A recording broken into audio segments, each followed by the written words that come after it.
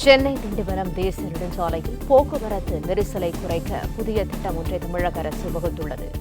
கருங்குழி பூஞ்சேரி இடையில் உள்ள 32 கிலோமீட்டருக்கு புதிய சாலை அமைக்க தமிழ்நாடு அரசு திட்டம் ஒன்றை வகுத்திருக்கிறது. கூடுதல் தகவல்களை எமது செய்தியாளர் கார்த்திக் வழங்க கேட்கலாம். கார்த்திக், வணக்கம். இது தொடர்பான முழு விவரங்கள் என்ன? சென்னையிலிருந்து ஜிஎஸ்டி சாலை வழியாக திண்டிவனம் செல்லக்கூடிய அந்த தேசிய நெடுஞ்சாலையில் போக்குவரத்து நெரிசலை குறைப்பதற்காக கருங்குழியிலிருந்து பூஞ்சேரி வரையிலான அந்த 32 கிலோமீட்டருக்கு புதிதாக சாலை ஒன்றை அமைக்க தமிழக அரசு திட்டமிட்டிருக்கிறது. இதற்காக டெண்டரானது கோரப்பட்டிருக்கிறது. அதாவது இதற்கான திட்டத்தை வடிவமைப்பதற்கான அந்த டெண்டர் கோரப்பட்டிருக்கிறது.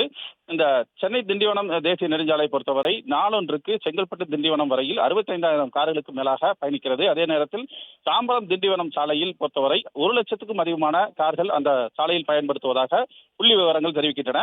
பண்டிகை நாட்களில் அதிக அளவில் இந்த சாலையில் போக்குவரத்து நெரிசல் ஏற்படக்கூடிய காரணத்தினால் மாற்று வழியில் வாகனங்களை இயக்குவதற்கு புதிய சாலை ஒன்றை அமைக்க அரசு திட்டமிட்டிருக்கிறது.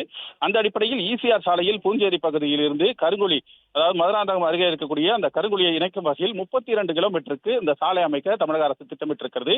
இதற்கான ஃபீசிபிலிட்டி ஸ்டடி எனப்படக்கூடிய அந்த முதல் வரைவு அறிக்கையை தயாரிப்பதற்காக டெண்டரானது கோரப்பட்டிருக்கிறது. அதன் அடிப்படையில் அந்த அறிக்கை தயாரிக்கப்பட்ட பின்னர் அதனை மையமாக வைத்து கள ஆய்வுகளை மேற்கொண்டு பின்னர் அந்த 32 கிலோமீட்டருக்கு சாலையானது அமைக்கப்படும். அப்படி அமைக்கப்படும் பட்சத்தில் இந்த குறிப்பாக திண்டிவனம் வரையிலான அந்த சென்னை தாம்பரம் திண்டிவனம் வரையிலான அந்த போக்குவரத்து நெரிசல் என்பது ஜிஎஸ்டி சாலை இருக்கக்கூடிய அந்த போக்குவரத்து நெரிசல் என்பது முற்றிலுமாக குறைக்கப்படுவதற்கான வாய்ப்பு இருக்கிறது.